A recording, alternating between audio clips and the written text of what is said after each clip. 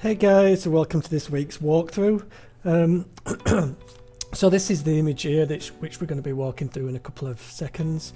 So I created a few pitches for a local agency. They wanted a pitch for some hiking boots. So sometimes when you work with agencies, you don't always get the hero work. You can sometimes get the concept work or the pitch work. So sometimes you're creating concepts for them to then pitch to get the client, or sometimes it's a concept which then they will pass on to someone else, and that gets created by another team but using your image as kind of a base for them to work upon. So this was a pitch for a local agency. So I created this with most pitches. I'll usually use stock.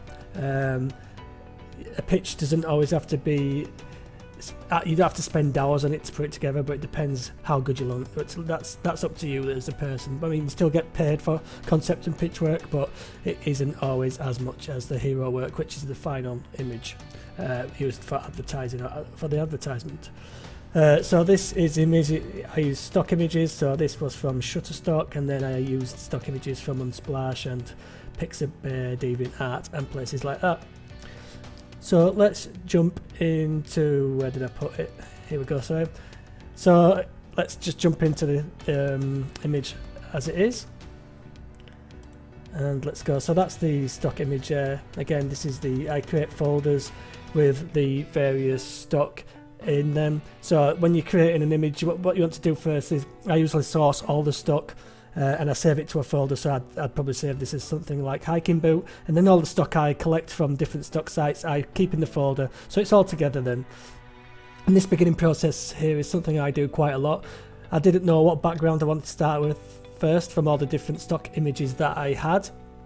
So what I did is I opened a few of them, cut out the boot, and then tried the boot image in each of the backgrounds. And as you can see, I decided that the boot from side on didn't create a very dynamic image. So what I did was I cut out another boot and tried that one, and ended up using this one instead. So here I am using the pen tool.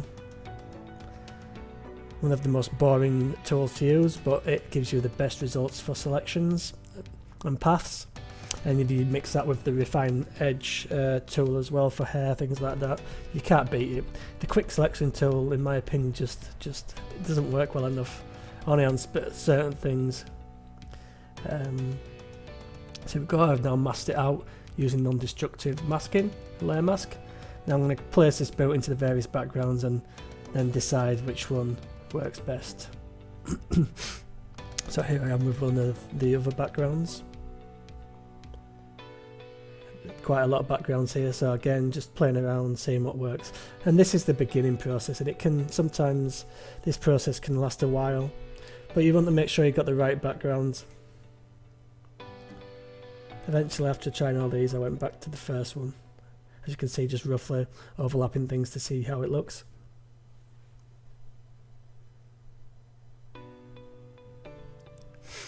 So, yep. Again, just going through and having a couple of last looks and getting rid of the background images that I believe are just that I didn't like. So slowly just narrowing down the background images that I do like. So here I am with curves. So by now I believe I've decided. Oh no, I haven't decided. Come on, Clinton, stop being so indecisive. So this, like I say, this beginning bit can be a little bit of playing around and trying to find something that you think will work. And as you can tell, I'm very indecisive in between which image I'm going to use, but eventually I did use this one. So now I've decided to use that image. What I'm doing is, I knew I wanted to overlap certain pieces of the background over the boot to make it look more realistic, like so. Anytime let's just pause that. Get out the way. So anytime you're creating a composite, the more things you can kind of overlap the composite object and blend it into scene, the more realistic your composites will be. So as you can see, I'm just overlapping this tree here, and now this branch here as well, I'm overlapping that. So what I'm doing there is I have just cut out a piece of the tree, and then I am using blend diff, as you can see here, to then just pull away the lights and keep the darks. and then using a little bit of the mask too, and using curves to adjust that mask. So now I'm going through and refining the selections that I missed on the main boot.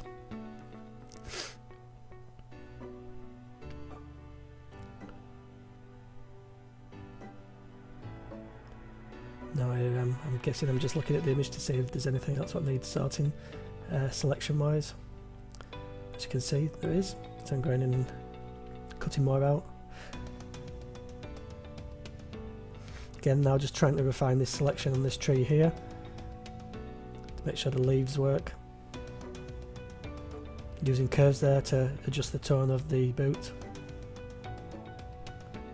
Again, what I'm doing here is I'm using curves to darken the area around this bit of the boot here, and then selectively with a layer mask inverting that and just painting in the darkness where the branch would be. So it's where the body of the branch is, there would be a darker patch here.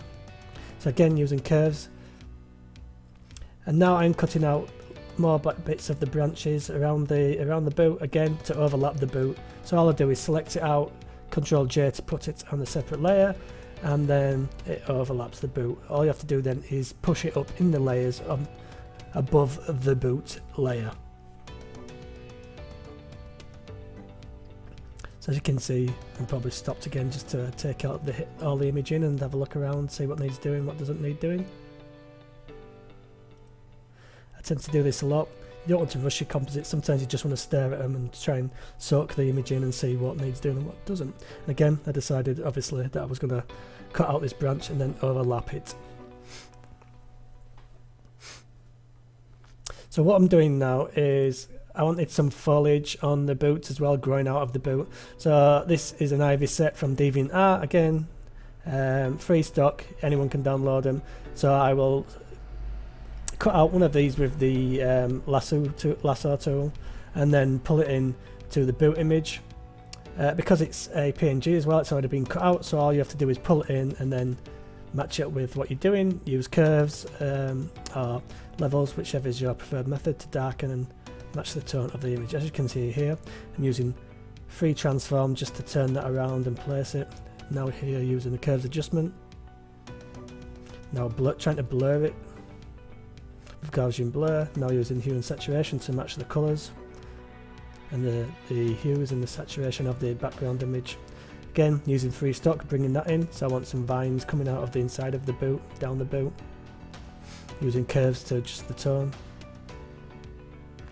And then what I was doing then was using levels to create a shadow. Adding the shadow under the vines on the boot.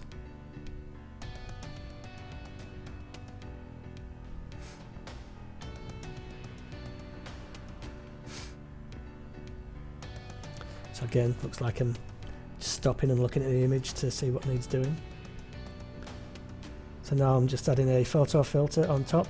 So what the photo filter does is it's a little trick for when you're adding composite elements in. If you add a photo filter at the top of your layers slightly, it just blends the elements a little bit.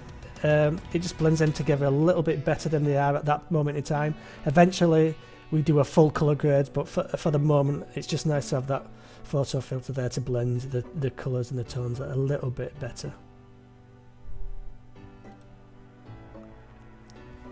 So now I'm zooming out, having a look. Again, playing with this piece of foliage here. Mustn't be sitting right. I'm just trying to work out, again, going by the rule of we need things to overlap the main image.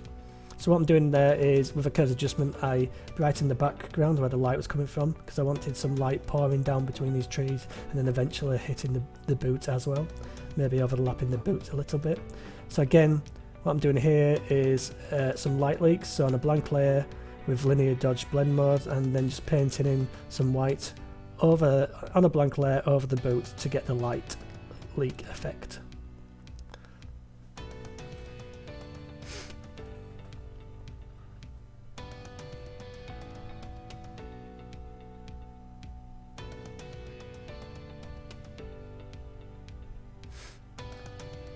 Again, going into my stock library there. So now what I'm doing now is I'm darkening the boot with curves, always non-destructive, curves adjustment, and then painting the darkness along the front here and along the bottom where the boot needs to be onto the touching the ground. And obviously, because the light's coming from behind, the boot would be darker along the centre, probably here, maybe a little bit, and the front there. You always still need to use the rules of realism when creating a composite. So what I'm doing now is darkening the bottom of this image here.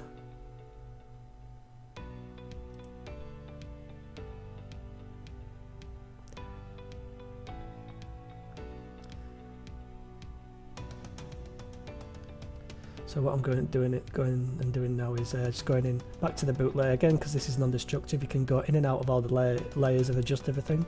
I'm adjusting the masking on the bottom of the boot by just going back down to the boot and editing the layer mask, refining it. So what I'm doing now again with curves, so the curves adjustment is just darkening the front of the background image.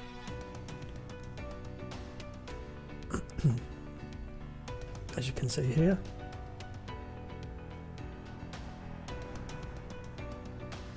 Again, just going in and refining that mask a bit and darkening the bottom of the sole of the boot, all with curves. I use curves a lot. I think it's the best way to have control of an image when you're editing. Some people like it, some people don't, but for me curves is the one. So here I am again, a free stock image of a bird from DeviantArt, PNG, so it's already cut out.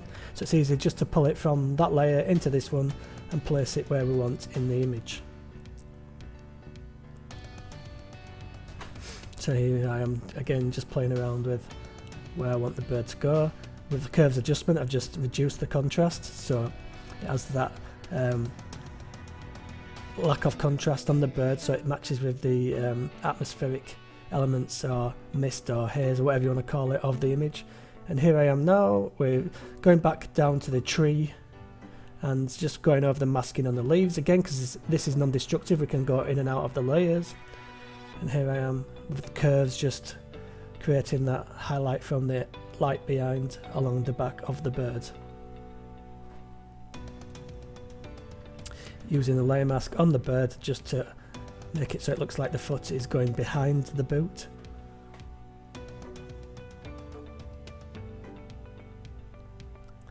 Now what I'm doing is with a curves adjustment again, going into the RGB colours and colour matching the bird to the image of the boot and the background image, and now just creating a shadow underneath again with curves.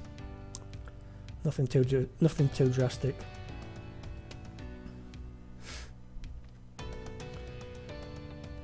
Everything I'm doing is non-destructive, by the way. Never work destructively. Only to the very last when you maybe want to use a filter, then you have to usually create a stamp visible layer, but apart from that, always work non-destructive. It just makes your life so much easier.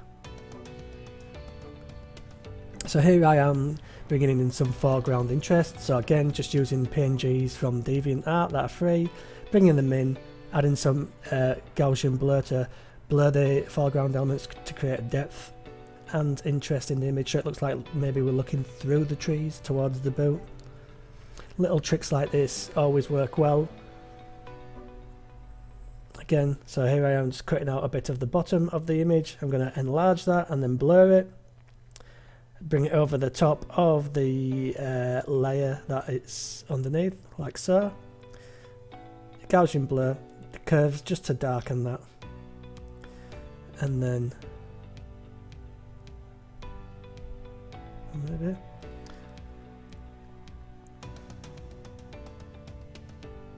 so now we've got to the text. So again, started playing around with different texts for the image. Eventually I believe I changed this font for the other one, the new one, but just using layer styles just to see, just experimenting with the font and the text, but it was just too much, and I always believe maybe you want it a little bit more simple with the text, like adding bevels and all that kind of thing doesn't always work. And because I wanted the text to be interactive with the background, I just didn't want to stamp it on top of the image. I wanted it to feel like it was part of the image. I cut out the tree with the pen tool and overlapped it so it goes over the type. So again, bringing in more foreground elements,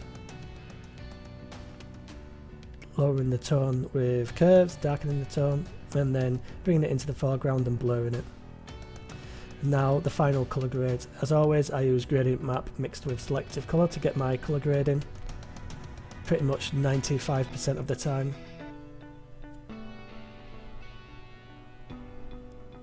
Now added in some more light leaks with linear dodge on a blank layer and just lowering the opacity. Adding some atmospheric mist in with a brush on a blank layer, just painting it in. And then adjusting the contrast of the image with curves, adding some more mist in, again, like as before, using a blend if to make it look more realistic and blend it in. Playing around with the curves on the bird again, adding some more light to the bird.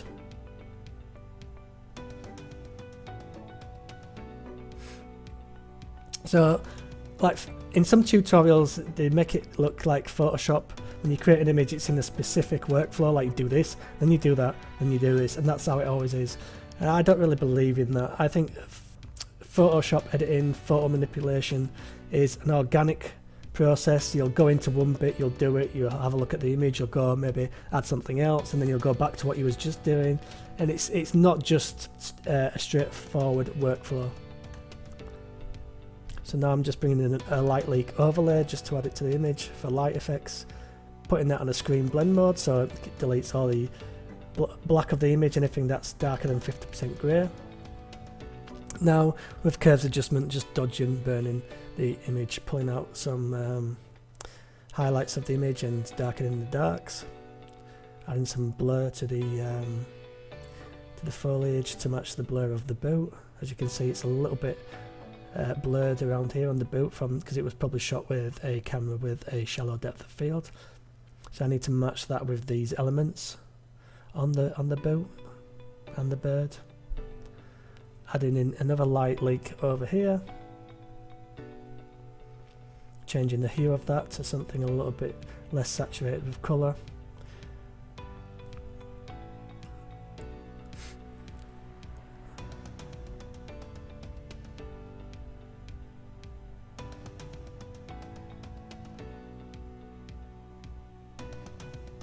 Again, just dodging and burning, going over the little details.